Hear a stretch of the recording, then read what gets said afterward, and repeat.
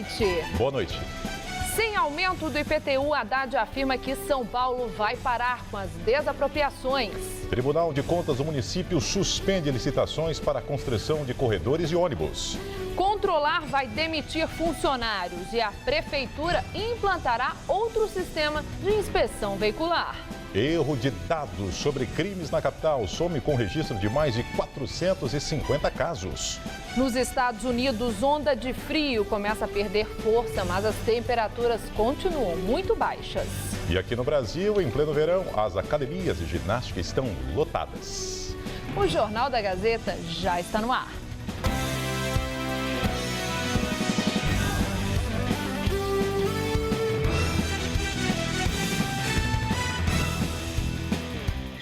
Erro de dados sobre crimes na capital. Após questionamento, a Secretaria de Segurança refaz o mapeamento da violência de novembro e constata que mais de 450 casos de roubos no período não tinham sido computados e sequer divulgados. O sumiço dos números foi detectado pelo jornal Folha de São Paulo.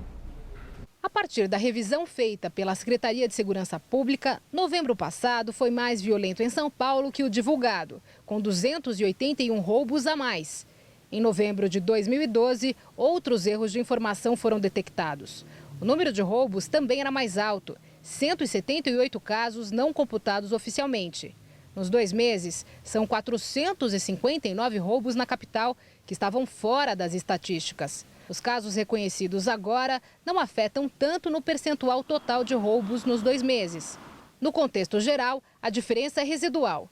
2% dos 8.400 roubos de novembro de 2012 e 3% dos 10.200 registros de novembro de 2013. O fator mais chamativo na revisão não está propriamente no erro, mas na discrepância de informações em algumas delegacias. Aqui nos Jardins, por exemplo, em novembro de 2012 foram registrados 105 casos, mas na divulgação inicial apareceu apenas um roubo. Fato parecido se repetiu em outros distritos policiais, como o de Sapopemba, Guaianazes e Ibirapuera. Os dados que são digitados dos boletins de ocorrência, no final do mês, os escrivães vão lá, fazem uma consulta e preenchem uma planilha em Excel, onde dizem, foram tantos homicídios, tantas tentativas, tantos roubos. Só nesse ato já existe um risco grande de erro. Renato Sérgio de Lima, do Fórum Brasileiro de Segurança Pública, faz parte também da Câmara Técnica de Análise de Estatísticas, criada em julho pela Secretaria de Segurança Pública do Estado. Segundo ele, a modernização na entrega de dados deve ocorrer até o final deste ano. Um bom sistema de informação tem que prever a possibilidade de manipulação, sim. Isso não quer dizer que ela exista, mas você tem que prever, tem que ter capacidade de se antecipar à manipulação.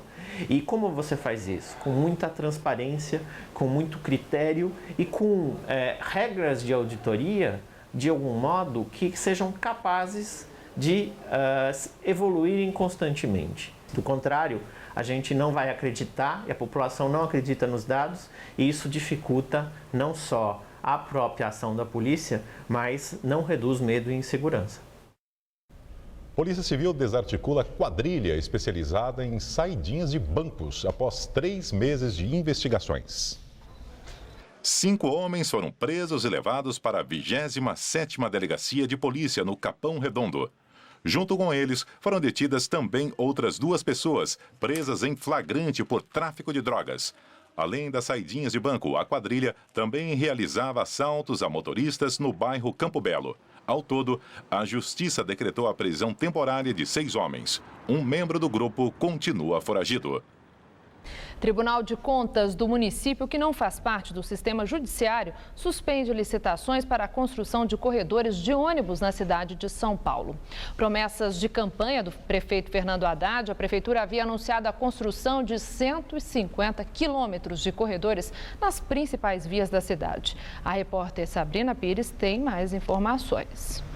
Estela, a justificativa principal para essa suspensão é que, segundo o TCM, a Prefeitura de São Paulo não comprovou que tem o dinheiro suficiente para fazer essa obra, estimada em 4 bilhões e 700 milhões de reais. A ideia desta obra em especial é construir 128 quilômetros de corredores de ônibus em grandes avenidas como esta, a Avenida 23 de Maio. A licitação foi dividida em 10 lotes e os primeiros envelopes do edital já seriam abertos amanhã, quinta-feira. Agora, o edital deve prosseguir, mas só depois das respostas da Prefeitura para o TCM, 15 dias para responder, e o governo municipal deve dizer que a verba virá do governo federal.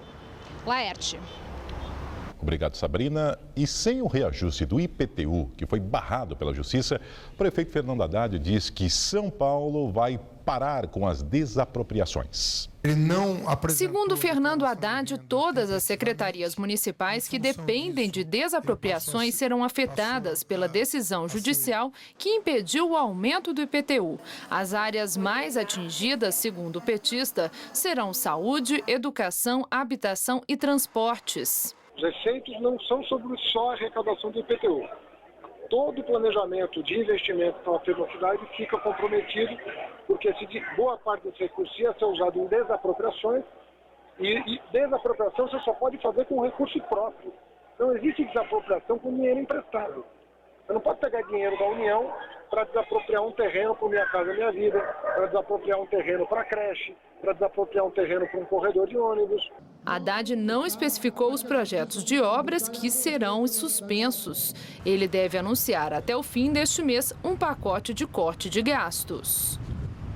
E uma cena inusitada na cidade de São Paulo. Guincho que transportava um barco não passa por ponte e fica parado na Marginal Tietê. O barco, que estava sendo transportado para Maceió, Alagoas, ficou parado no acostamento da pista central da Marginal Tietê. O motorista seguia em direção à rodovia Ayrton Senna e parou poucos metros antes da ponte do Piqueri, com receio de que o veículo não passasse por causa do excesso de altura.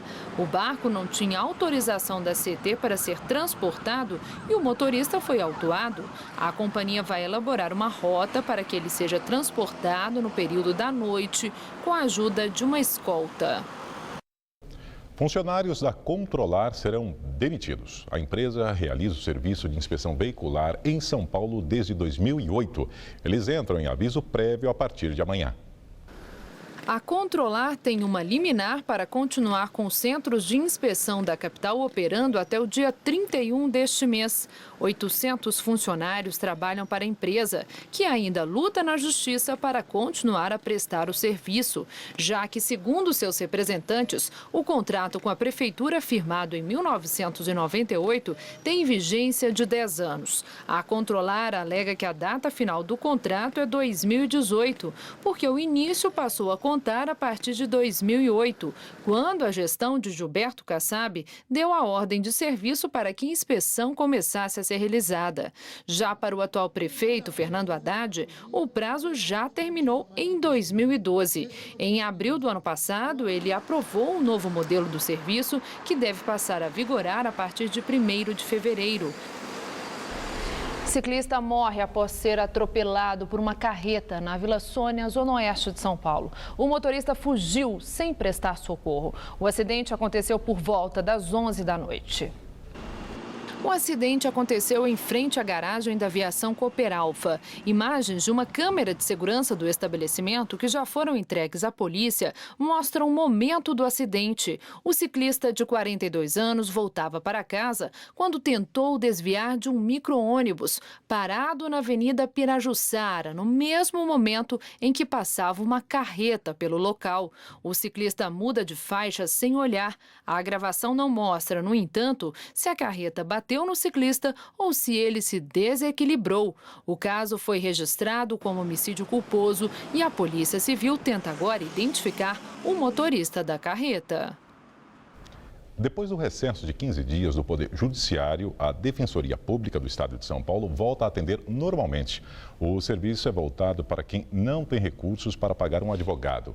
A procura é grande, mas faltam defensores para atender a quem precisa. São quase 7 horas da manhã e olha o tamanho da fila. Ela vira o quarteirão. Dezenas de pessoas em busca de um defensor público.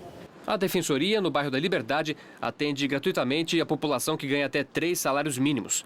Esta fila é para pessoas que estão vindo pela primeira vez para resolver algum problema jurídico. Os principais casos envolvem situações familiares. Eu vim ver o negócio da alimentação do meu filho, que o pai parou de pagar pensão, aí eu vim atrás.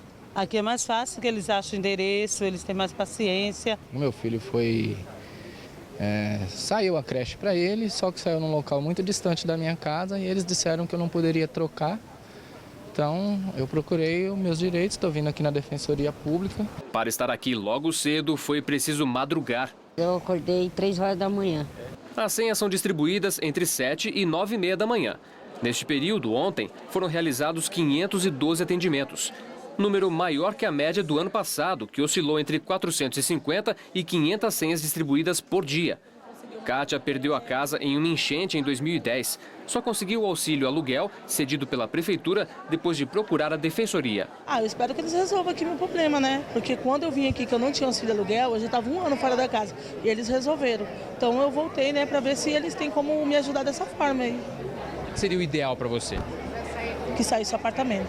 A Defensoria Pública do Estado de São Paulo existe há apenas 8 anos e conta com 600 defensores, número pequeno comparado com os 40 milhões de habitantes do estado. O interesse pela Defensoria vem crescendo ano a ano, em especial pelas pessoas que pretendem desenvolver um trabalho que tenha um caráter social e um caráter jurídico. O defensor público, ele trabalha atuando na defesa daquelas pessoas que não têm condições de pagar um advogado. A realidade da Defensoria Pública é uma realidade de uma demanda enorme e uma demanda crescente. A nova geração de estudantes de direito ainda tem pouco interesse pela função. O salário inicial de R$11 mil é um pouco mais baixo que em outras carreiras jurídicas. Acredito que seja uma questão de equiparação da função em termos de salário, de prestígio social da carreira. E principalmente porque é um cargo novo, não é tão antigo quanto o cargo de juiz ou de promotor. Na Turquia, escândalo de corrupção se agrava após a remoção de centenas de policiais. Cerca de 350 policiais foram rebaixados ou demitidos. A medida não poupou nem mesmo membros do alto escalão da polícia do país. O caso agravou ainda mais o escândalo de corrupção que assola o governo do primeiro-ministro Tayyip Erdogan. Ele afirma que tudo não passa de um complô promovido por um rival para tirá-lo do poder. Por causa do escândalo, a economia do país sofre com a falta de confiança dos investidores internacionais. Uma fraude choca os americanos de Nova York. Mais de 100 pessoas, incluindo 80 ex-policiais e bombeiros, recebiam aposentadoria indevida. Eles haviam fingido problemas psiquiátricos depois dos ataques de 11 de setembro. O esquema de fraude dos benefícios existia há décadas. Os policiais e bombeiros se apresentavam aos exames psiquiátricos demonstrando estarem despenteados e desorientados. Eles foram treinados para falhar em testes de memória, fingir ataques de pânico e, se tivessem trabalhado durante os ataques de 11 de setembro de 2001, falar sobre medo de aviões e arranha-céus. Faziam de tudo para mostrar que não podiam sair de casa, muito menos procurar emprego. Mas nas redes sociais, eles divulgavam fotos de realidade muito diferente, como pescarias ou diversão com motos aquáticas. Os investigadores descobriram que o esquema era dirigido desde 1988 por 4 homens, 2 ex-policiais, um consultor previdenciário e um advogado. Eles treinaram centenas de pessoas para fingir sintomas psiquiátricos. Alguns suspeitos pediram benefícios de até $50 mil por ano para tratamento de problemas como estresse pós-traumático, ansiedade e depressão. A fraude pode ter sido de até $400 milhões em pagamentos ilegais. 84 pessoas já foram detidas. Uma forte massa de ar quente está sobre São Paulo, impedindo as fortes chuvas esperadas para esta época do ano. O calor intenso e a falta de chuva faz o nível dos reservatórios de água da cidade baixar. O reservatório da Cantareira, por exemplo, registrou o nível mais baixo dos últimos 10 anos. E segundo os meteorologistas, os próximos dias ainda serão quentes e com pouca chuva. Vamos ver mais detalhes da previsão para São Paulo e todo o Brasil com Luciana Magalhães.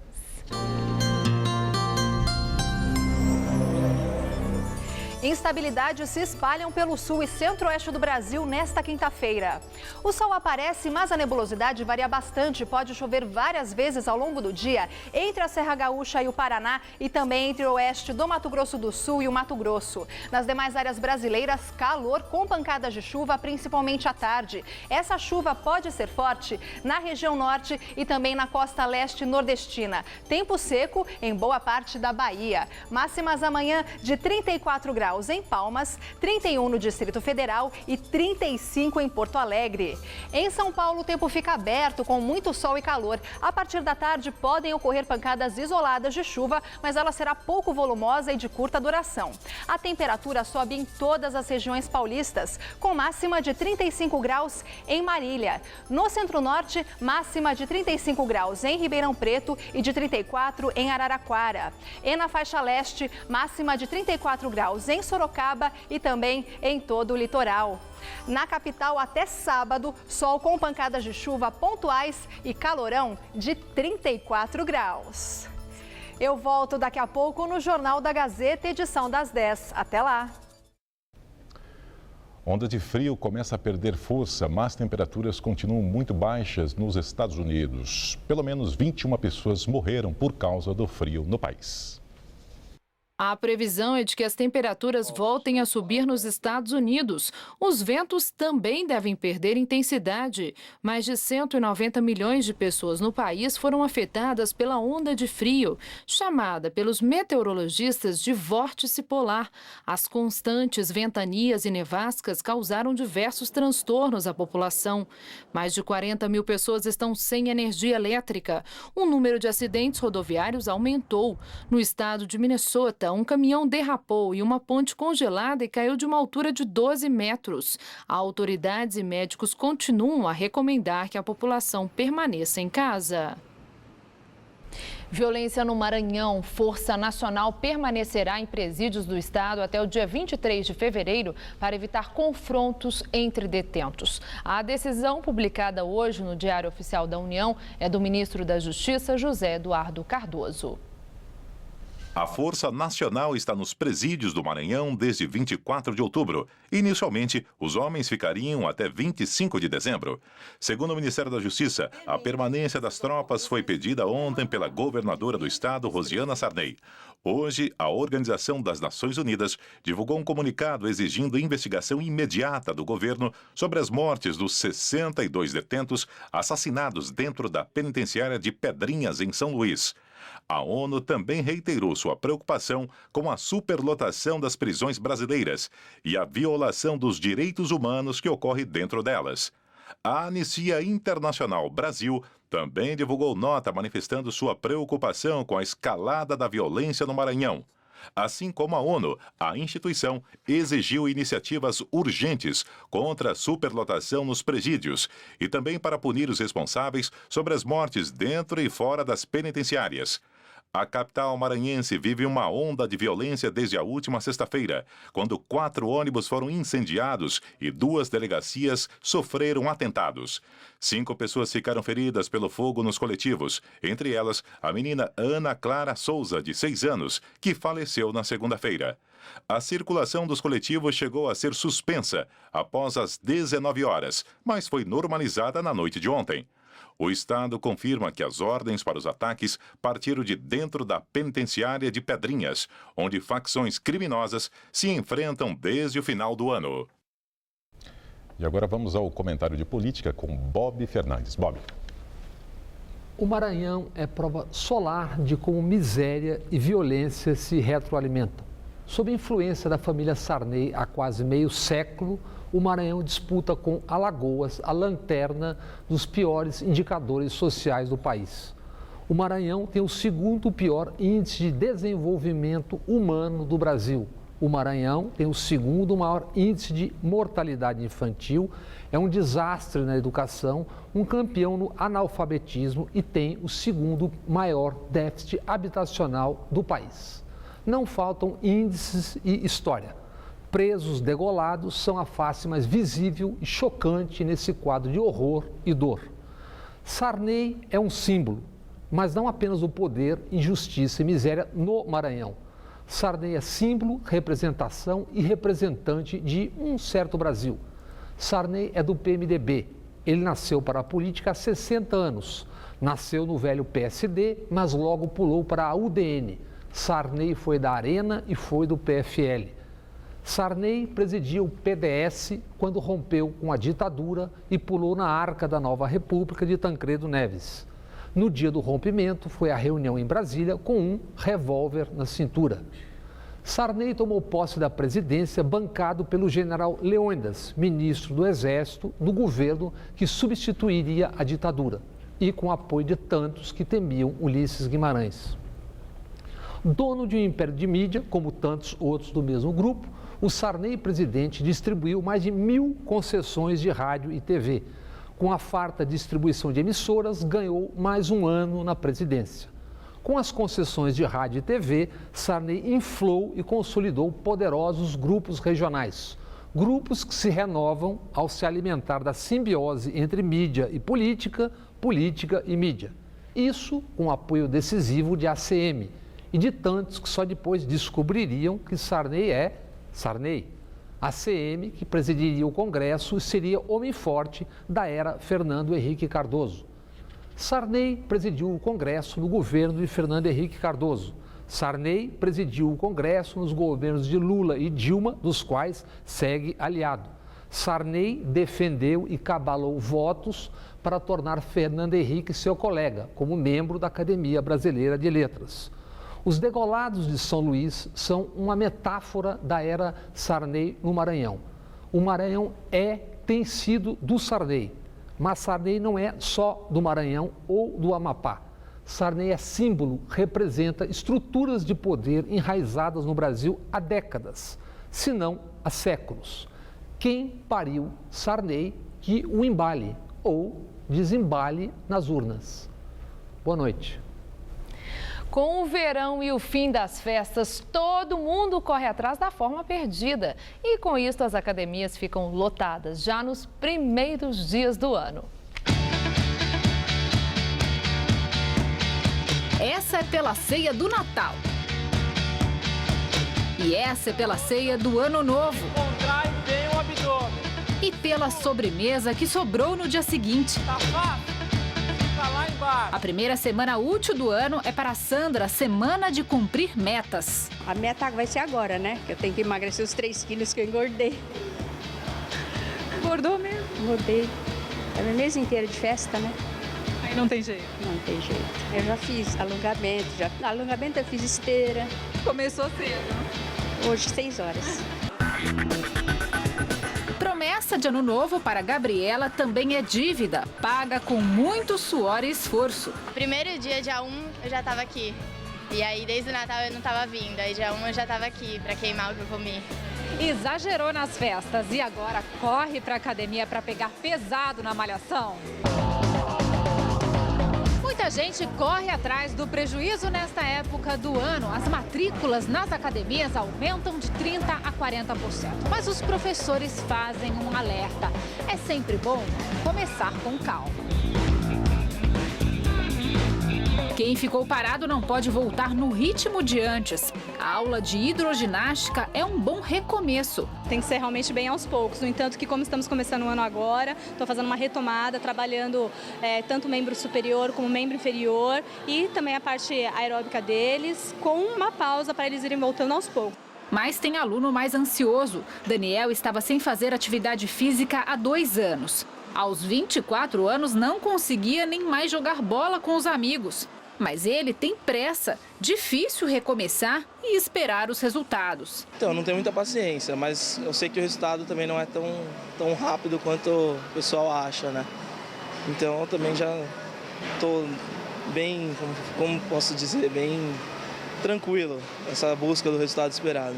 Milena quer perder peso rápido. Há 2 meses na academia pensa em contratar um personal trainer para alcançar os resultados até o carnaval. Eu já emagreci, olha, em 2 meses consegui emagrecer uns 3 quilos né? E assim, agora eu vou entrar com o serviço de personal aqui que a academia também oferece, para tentar dar uma modificada melhor ainda no corpo, né? Ano novo? Vida nova, né? E corpo? Novo. Não tem receita mágica, infelizmente. Tem que ter um pouco de paciência e saber que os resultados eles não vêm de dia para noite, tá? Respeitar o corpo e os limites que ele mesmo responde. Por exemplo, o corpo vai dizer para você a hora que você chegou no seu limite de exaustão e a hora de você parar. Porque senão você vai interromper a prática por alguma lesão e não é interessante para ninguém. Ganha mais quem aposta no longo prazo e consegue ter saúde e cumprir promessas, não só no verão, mas durante o ano inteiro. Toda estação, né, acho que tem um período que você tem que se dedicar. O que você ganhou com isso? Olha, eu ganho qualidade de vida, né, acho que é o principal.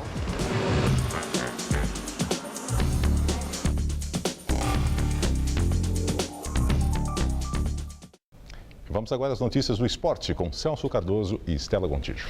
E hoje foi a vez do Santos se apresentar para a nova temporada e olha, com novidades, Celso Cardoso. Verdade, Estela. Destaque para o atacante Leandro Damião e para o técnico Oswaldo de Oliveira, que depois de 9 anos volta a comandar a equipe santista. A reapresentação dos jogadores é notícia secundária no primeiro dia de trabalho do Santos em 2014. Enquanto os atletas realizam treinos físicos no CT Rei Pelé, o novo técnico do Peixe é apresentado na sala de imprensa da Vila Belmiro. Essa é a terceira passagem de Oswaldo de Oliveira pelo alvinegro praiano. Em 97 foi auxiliar do Luxemburgo. Em 2005, comandou a equipe em 16 partidas e teve o trabalho interrompido em poucas semanas. Eu acho que naquela ocasião a minha saída foi prematura, não foi uma coisa consciente. Nós jogamos 16 jogos. E você interromper precocemente, com menos de 3 meses, um trabalho que só se iniciava, eu acho que isso não é muito consciente. O professor Oliveira enche a bola do Leandro Damião, atacante que será apresentado oficialmente nessa quinta-feira. É um jogador que eu fiquei muito feliz com a contratação e que eu acho que tem tudo para se integrar e desenvolver o futebol que nós estamos acostumados a vê-lo desenvolver na época do Internacional. O professor Oswaldo de Oliveira alimenta uma profunda admiração pelo Santos faz tempo e por motivos óbvios. Eu não faço promessas, a promessa que eu faço é de trabalhar muito, com muito entusiasmo, com muito empenho, com muita dedicação, para que o Santos consiga o lugar que ele merece estar sempre, que é o topo, o pódio, o lugar principal.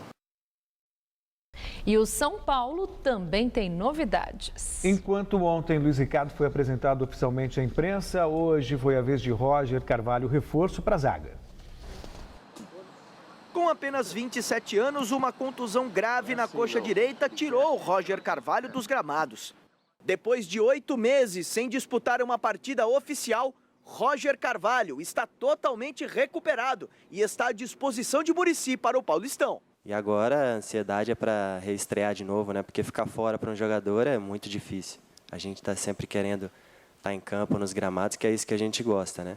E agora poder estar voltando e ter a oportunidade de fazer aquilo, né, que eu gosto, que é a minha profissão, né, que é jogar futebol, eu fico muito feliz.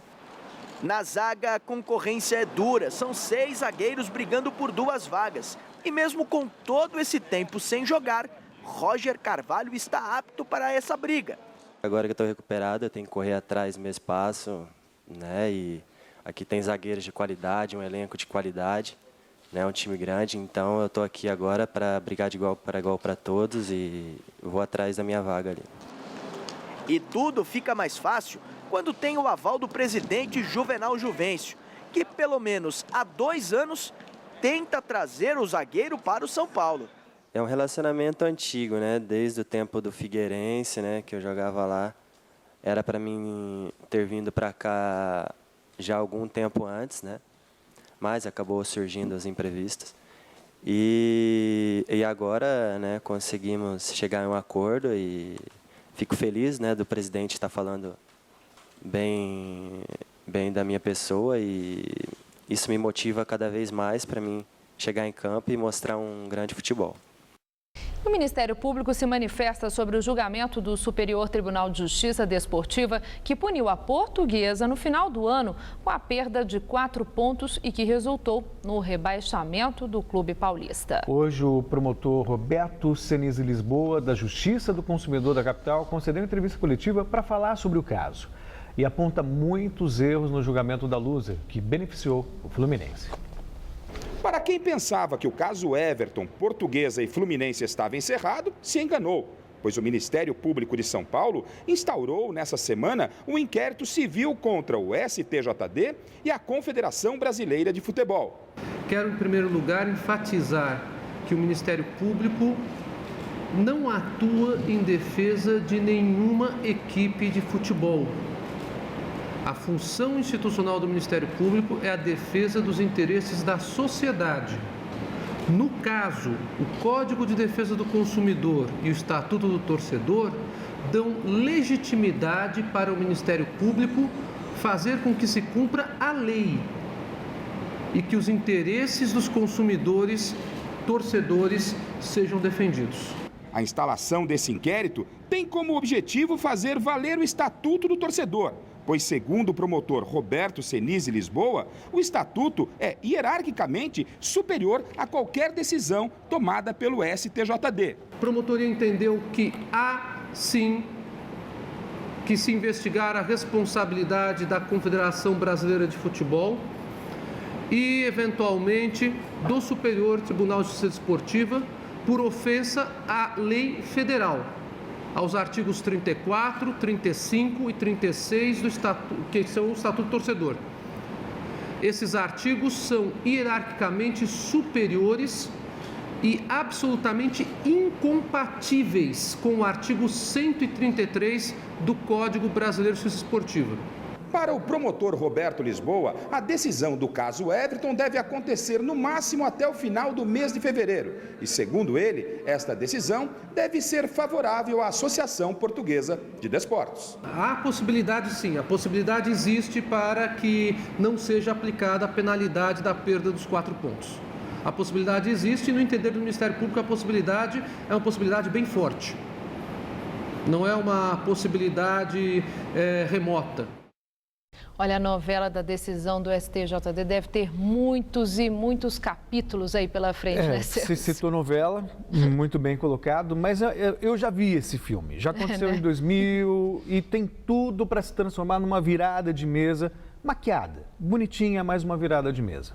Em 2000, o Gama entrou na Justiça Comum e o que aconteceu? Tivemos a Copa João Avelange, ninguém caiu e tudo indica que vai acontecer o mesmo com o Campeonato Brasileiro deste ano, mesmo que pese Copa do Mundo, o calendário já apertado, mas se ninguém cair, ou seja, um campeonato com 24 clubes, se a Portuguesa tiver ganho de causa na Justiça Comum e tiver que recuperar os pontos, aí o torcedor do Fluminense vai entrar na Justiça, o do Vasco, que caiu no campo, também vai entrar. Então, ao que tudo indica, teremos um Campeonato Brasileiro com 24 clubes. Como a CBF vai fazer para administrar tudo isso, eu não sei, mas essa é a tendência. E o Fluminense, Celso, beneficiado pela decisão do STJD de rebaixar a Portuguesa, se reapresentou hoje no Rio de Janeiro. E com novidades, agora à tarde o meia argentino Dário Conca foi apresentado como novo reforço do tricolor carioca. Walter, artilheiro do Goiás, também foi anunciado. E pela manhã, o novo treinador, mais velho conhecido da torcida, Renato Gaúcho, falou pela primeira vez como técnico do Fluminense. Eu falei para eles que todo mundo tem sua consciência, todo mundo é profissional. Eu fiquei surpreso com o que aconteceu com o Fluminense ano passado pela qualidade do grupo do Fluminense. Então eles entenderam bem o recado, a gente vai trabalhar bastante, até porque se o grupo é bom e tem qualidade, tem que disputar títulos. Todos os clubes querem ganhar o Campeonato Carioca. Então você vai me falar, mas outros clubes estão disputando a Libertadores. Parabéns para eles. Agora, pode ter certeza que Vasco, Botafogo, Flamengo são grandes clubes também. E todos os campeonatos que esses clubes disputam, eles procuram ganhar. Acho que esse é o objetivo de todo mundo. Então, o objetivo do Fluminense também é esse. O primeiro campeonato que nós temos pela frente é o Campeonato Estadual. É lógico que a gente vai trabalhar bastante, como os outros clubes. E agora vamos falar de Copa do Mundo. Em 2022, pela primeira vez na história, o Mundial pode não acontecer no meio do ano. É isso mesmo, Celso? A FIFA admitiu hoje que a Copa do Catar em 2022 deve mesmo acontecer em novembro por conta do forte calor no verão do país em junho e julho. E falando em Copa, a seleção dos Estados Unidos virá a São Paulo nas próximas semanas para fazer uma ambientação inicial, visando o Mundial do Brasil. A seleção dos Estados Unidos começou nessa semana uma pré-temporada visando a Copa do Mundo.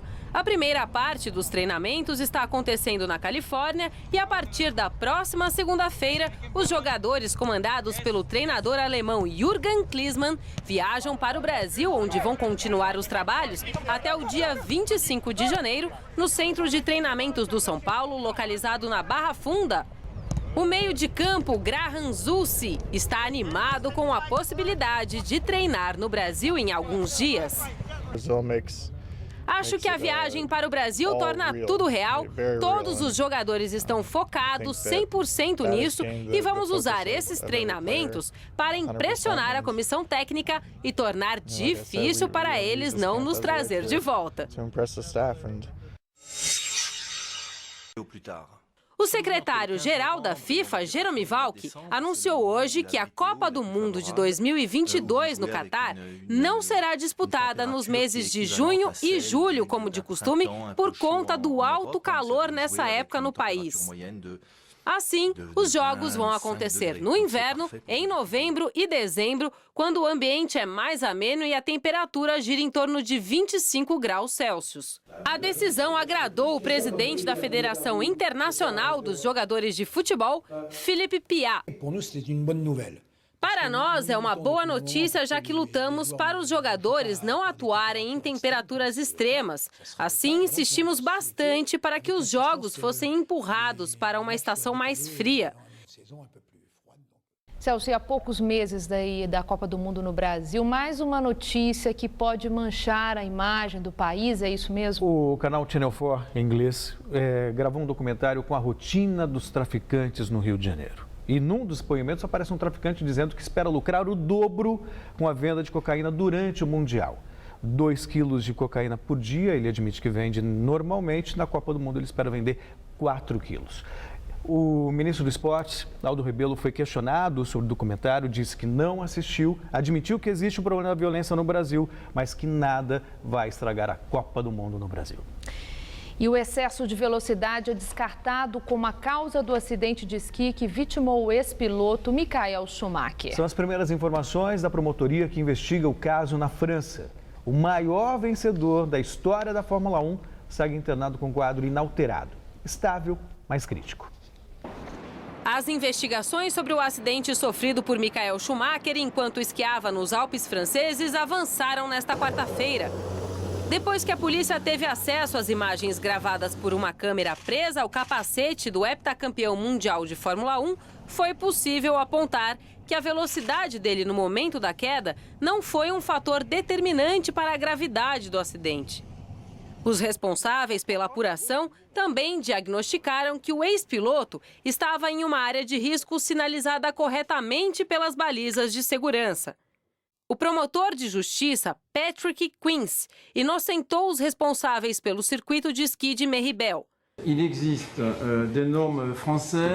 Há padrões franceses estabelecidos de regras sobre segurança, sinalização e demarcação. As verificações que fizemos mostram que estes padrões foram respeitados. Demonstrem que ces normes sont respectées.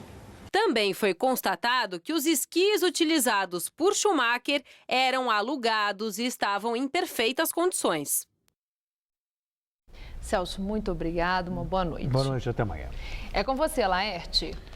Em mais uma tentativa de simplificar a estrutura da Igreja Católica, Papa Francisco acaba com os títulos honorários, entre eles o de Monsenhor. A medida foi tomada há várias semanas e divulgada nesta quarta-feira pela imprensa italiana.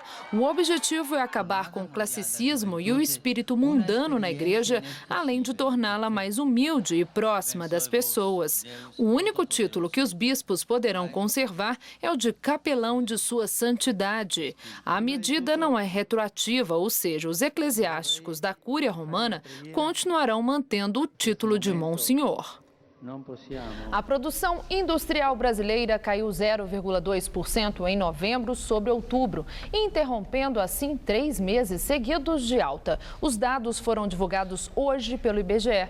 O responsável pela queda foi o setor de veículos. Em 2013, a produção da indústria acumula alta de 1,4% até novembro. E agora vamos ao comentário de economia com Vinícius Torres Freire. Entrou muito dinheiro nas cadernetas de poupança no ano passado, uma das 2 maiores ondas de aplicação na poupança em uma década. Os brasileiros têm quase 600 bilhões de reais guardados na caderneta. Tanta animação não é fácil de entender. No ano passado, o rendimento real da poupança foi 0. Quer dizer, as cadernetas renderam 5,85%. Mas como a inflação foi praticamente isso, o rendimento real, o que importa, foi nenhum. Seu patrimônio não cresceu. O que fazer? Dica de investimento é como roupa em alfaiate, tem de ser feita sob medida para cada um. Mas de início a gente pode dizer que a primeira coisa a fazer é ter umas informações. Primeiro, saiba quanto rende sua aplicação por ano e saiba quanto é a inflação. Uma aplicação financeira minimamente decente tem de dar, no mínimo, mais que a taxa de inflação anual. Segundo, converse com o gerente do seu banco. Em geral, os gerentes vão tentar empurrar aplicações financeiras que são boas para o banco, mas não tanto para você. Então, discuta, defenda seus interesses. Pergunte se a tal aplicação tem rendido mais que a poupança e mais que a inflação. Lembre sempre, no entanto, que rentabilidade passada não garante rentabilidade futura. Pergunte se a aplicação oferecida tem o mesmo risco que a poupança. Exija os fatos. As taxas de juros estão subindo. Logo, este ano existe a chance maior de que alguns fundos de investimento de renda fixa ou parecidos rendam mais que a poupança. Mas é preciso checar o rendimento real, descontado o imposto de renda e a taxa de administração. A poupança não tem esses custos. A melhor alternativa disparada de investimento em renda fixa é emprestar dinheiro diretamente para o governo por meio do Tesouro Direto. Procure na internet e vá ao site Tesouro Direto do governo, que dá todas as dicas. É verdade que é muito mais complicado escolher os investimentos. É preciso fazer aplicações de pelo menos 1 ano para ter a segurança de que o dinheiro vai render mesmo o contratado. Se você resgatar antes do prazo, pode perder muita grana. Mas uma aplicação de uns 3 anos no Tesouro Direto está rendendo 4% ao ano mais inflação. Vale a pena estudar o caso. Boa noite. Receita Federal libera da malha fina lote de restituições do Imposto de Renda à Pessoa Física 2013. Além das declarações do ano passado, saíram da malha de declarações do Imposto de Renda à Pessoa Física dos últimos 6 anos. Ao todo, serão liberados 159 milhões de reais para 73.581 contribuintes. Os valores serão depositados no dia 15 de janeiro. Para consultar a declaração liberada, o contribuinte deverá acessar a página da Receita Federal na internet ou ligar para o Receitafone 146.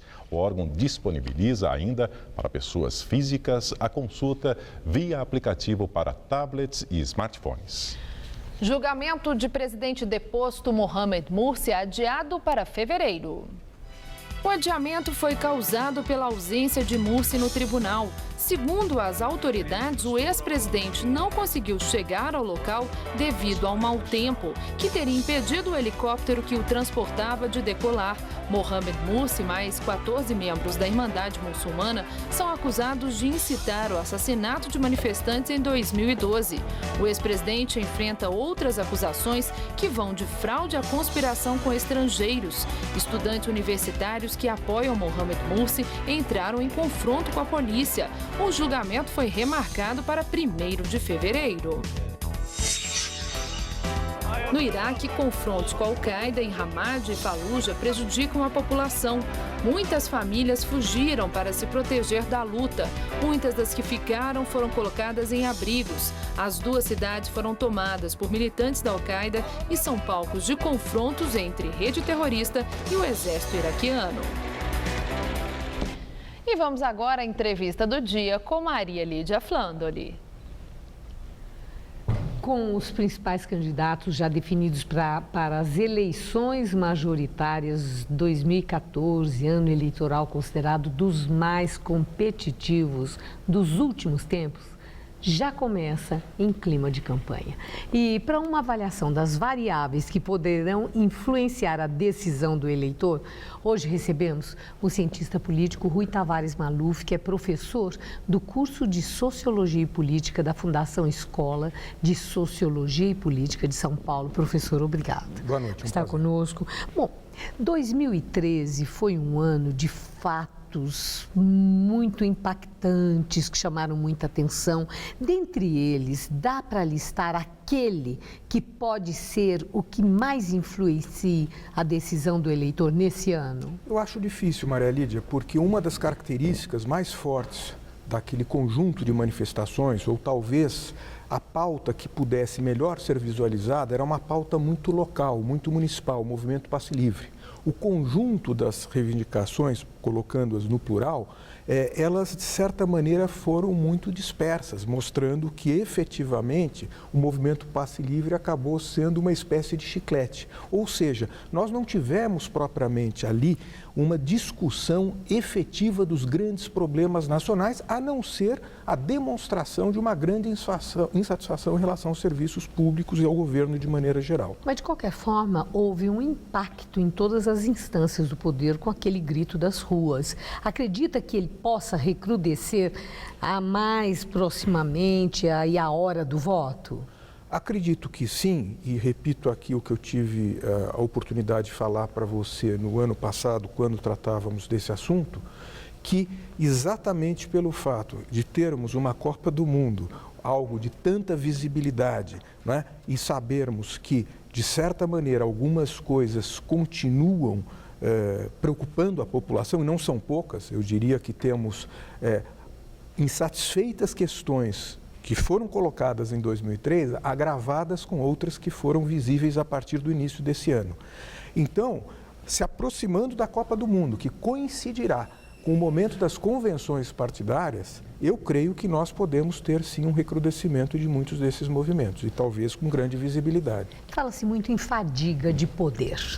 E quando se fala nisso, aí vem o exemplo de São Paulo, considerando que o PSDB está no governo há tantos anos.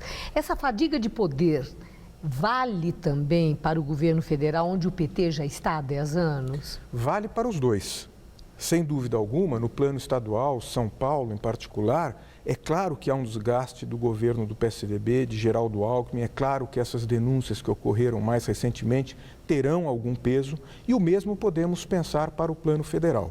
No entanto, o que eu tenho dito em várias oportunidades nas quais sou solicitado para falar sobre isso é que PT e PSDB continuam a polarizar a política brasileira e não creio que isso desaparecerá mesmo com essa candidatura que tem aparecido agora, que acredito que será importante, a do governador de Pernambuco, Eduardo Campos, nessa dobradinha com Marina Silva. Quer dizer, foi impactante naquele momento, mas mantém aquele impacto? Ou, com o passar do tempo, aquilo que incomodou muito aos adversários já refluiu e, vamos dizer, essa aliança amornou? Eu acredito que ela tem muito a dar. Eu acredito que essa candidatura de Eduardo Campos é uma candidatura que, independentemente de condições de que ele venha a se tornar para valer um candidato presidenciável, com chances de eleição, ele efetivamente é um elemento de perturbação no sentido de que teremos uma eleição muito competitiva no plano federal, muito. Acho muito difícil que essa eleição, por exemplo, se defina no primeiro turno, com a reeleição da presidente Dilma Rousseff e o mesmo valendo para o plano estadual. Agora, professor, nós falamos de fadiga no poder, né? Mas então não deixa de ser curioso que exatamente em São Paulo quem está em primeiro lugar é o governador Alckmin e Dilma Rousseff no plano nacional. O que é que essas pesquisas, na verdade, indicam? É preferência de voto ou nível de informação do eleitor? Eu acho que é uma combinação das duas coisas. No entanto, eu acho importante a gente frisar que fadiga com os nomes que aí estão, não significa que eles perderam relevância. Não é fácil produzir candidaturas. Num Estado democrático, as lideranças são feitas ao longo do tempo e isso, por um lado, é bom. Eu acho bom e eu acho que o eleitor tenha aprendido que aventureiros não são uma forma de nós evoluirmos politicamente. Vide Collor de Mello no passado e outras candidaturas que, felizmente, na reta final foram deixadas de lado, seja em eleições subnacionais como também em presidenciais. Mas, de alguma forma, a gente parece estar diante do imponderável, no sentido de que o novo, que parece que atrai muito o eleitor, de certa forma, acabava não emplacando. E Lula reverteu isso. Dilma Rousseff, quando entrou, era uma pessoa sem história política eleitoral. A mesma coisa Fernando Haddad. Lula está chegando em São Paulo agora com Padilha. Acredita que esse fenômeno Dilma e Haddad possa se repetir no governo do Estado? As variáveis são semelhantes? Eu acho que há alguma dose de semelhança, sim. Sem dúvida alguma, o ex-presidente Lula percebeu uma coisa, que sobretudo num eleitorado como o de São Paulo, seja a capital, seja do Estado, uma candidatura que pode ser percebida mais de forma genérica, penetrando com facilidade em segmentos do que chamaríamos de classe média, que vai se tornando a maior parte da população, né? A pobreza vai se tornando algo, não digo residual, mas perdendo espaço, e o que dizer então da riqueza, sem dúvida alguma, um tipo de candidatura como essa, e que não é vista como populista, que é uma pessoa mais sensata, que é mais dada, inclinada ao bom debate, essas figuras têm mais chance, obviamente, de se tornar competitivas. E dentre elas, nós podemos colocar Paulo Scaff, com certeza, que é também um elemento novo na política, não tem a história política eleitoral e nas pesquisas está lá em torno dos 20%, muito à frente de Kassab, por exemplo, né, que tem uma história política importante. Certamente, eu acredito que esses nomes que você mencionou que farão com que essa eleição se torne realmente eletrizante. Embora nem sempre, quando eu falo eletrizante, isso signifique vir acompanhado do bom debate. Mas eu acredito que isso é possível porque essas pessoas, de maneira geral, incluindo o próprio governador, têm capacidade, têm cabedal para fazer com que esse debate seja um bom debate. Bom, é ano de Copa do Mundo. O eleitor está com a cabeça na bola e no campo ou está pensando em urna? Muitos de nós estamos com a cabeça na bola, até justificadamente. Isso é inevitável, mas eu acredito que as duas coisas acabarão convergindo de certa maneira, como eu havia dito para você, a própria Copa do Mundo traz uma possibilidade de visibilidade maior e isso fará com que esquente os motores da vida política nacional. Dilma Rousseff, que foi o padrinho dela, era muito poderoso. Nesses 4 anos de poder, ela adquiriu luz própria ou continua necessitando do apadrinhamento de Lula para que ela tenha aí, conquiste a reeleição desejada? Olha, é uma boa pergunta, eu tenho dificuldade em uma resposta conclusiva, mas eu acho que pelo perfil dela, ela tem um ruído muito forte com o Partido dos Trabalhadores e o ex-presidente Lula efetivamente é um amortecedor, é um mediador nesse processo. Eu acho que ela não exerce uma grande liderança nesse partido, no Partido dos Trabalhadores. Lula vai ter que trabalhar muito. Eu acredito que sim. Agradeço muito a sua entrevista. Eu é que agradeço a oportunidade. Boa noite. Laerte. Vídeo divulgado hoje mostra a queda impressionante de avião na Islândia. O acidente que deixou 2 mortos aconteceu em agosto. As imagens mostram o avião ao tentar pousar e se chocar diretamente com o chão. Apenas o copiloto sobreviveu.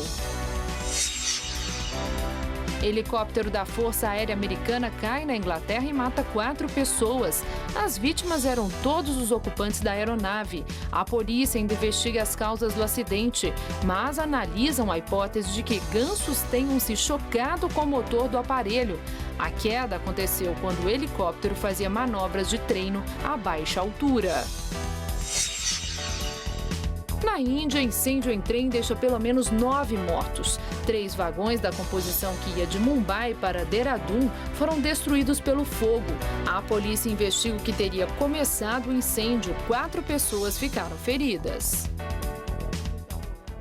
E o Jornal da Gazeta fica por aqui. Essas foram nossas principais notícias. Sem o aumento do IPTU, Haddad afirma que São Paulo vai parar com as desapropriações. Tribunal de Contas do município suspende licitações para a construção de corredores de ônibus. Controlar vai demitir funcionários e a prefeitura implantará outro sistema de inspeção veicular. Erro de dados sobre crimes na capital some com registro de mais de 450 casos. E nos Estados Unidos, onda de frio começa a perder força, mas as temperaturas continuam muito baixas. E aqui no Brasil, em pleno verão, as academias de ginástica estão lotadas. A entrevista do dia e nossas reportagens podem ser vistas no site jornaldagazeta.tvgazeta.com.br. Mais notícias, logo mais o Jornal da Gazeta, edição das 10.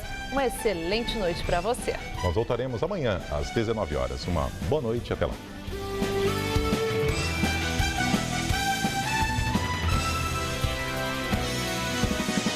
Hoje, 10h20 da noite no Todo Seu, descubra quais são os alimentos que previnem doenças cardiovasculares.